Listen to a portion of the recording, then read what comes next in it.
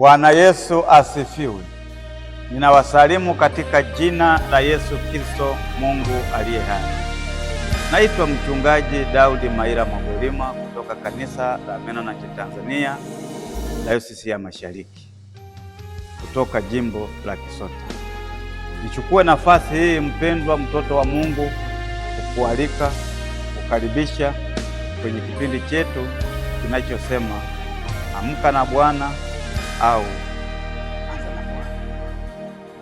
Kipindi kilichopita, mtoto wa Mungu, niliongea na wewe aina ya petition ya maombi. Maombi ambayo unaomba kwa ajili yako.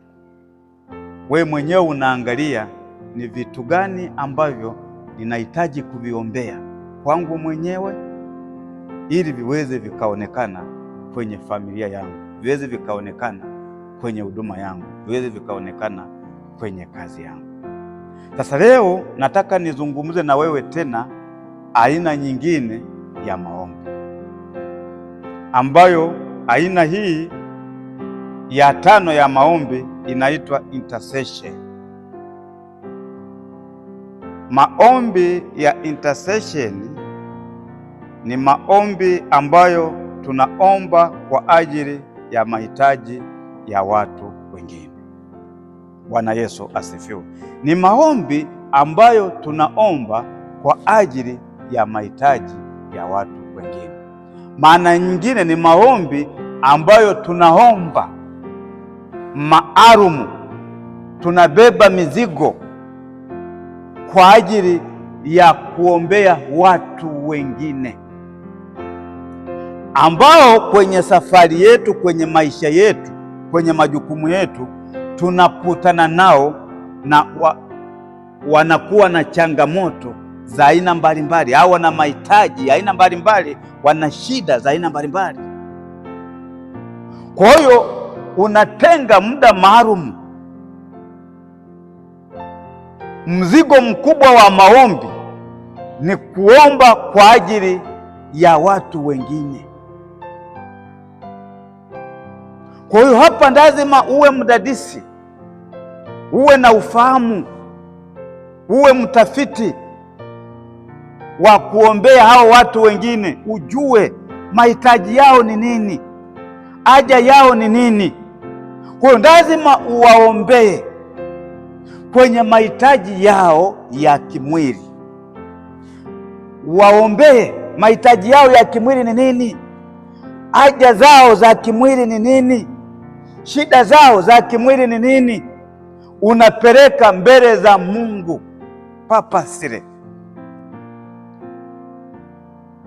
bila kufanya maombi ya jumla jumla. Umebeba mzigo huo na umebeba. Leo ninaomba maombi ya kuombea watu wengine, lakini maombi haya msingi nimeyajenga kwa ajili ya mahitaji yao ya kimwili. Lakini sio tu mahitaji ya kimwili, kuna mahitaji ya kiroho. Kuna watu hawana mahitaji ya kimwili, lakini wana mahitaji ya kiroho. Kwa lazima ujue, lazima ufahamu, lazima uelewe. Cha kwanza, hakikisha unaomba mahitaji yao ya kimwili. Bwana Yesu asifiwe. Huyu mtu kimwili anahitaji nini? Na nifanye nini? Bwana Yesu asifiwe. Mtoto wa Mungu, mwana wa Mungu, familia ya Mungu, ukijua aina ya maombi, ndipo unapoweza kubeba mzigo wa kujiombea, kubeba mzigo wa kuombea watu wengine, kubeba mzigo wa kurudisha shukurani, wa kusema asante. Beba mzigo. Jua aina ya maombi. Hatujui kuomba kwa sababu hatujui aina za maombi. Unakwenda mbele ya Mungu kuomba, hujui unakwenda kuomba nini.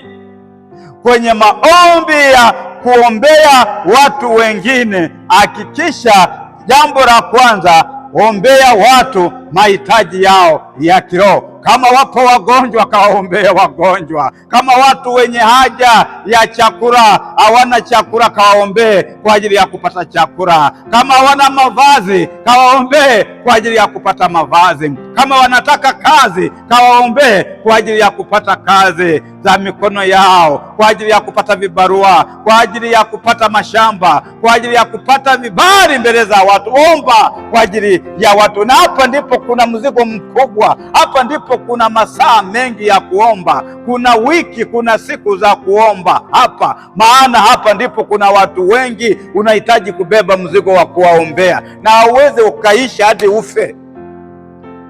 Umeombea wangapi kwenye mahitaji yao ya kimwili? Waombee. Bwana Yesu asifiwe. Waombee, waombee, waombee.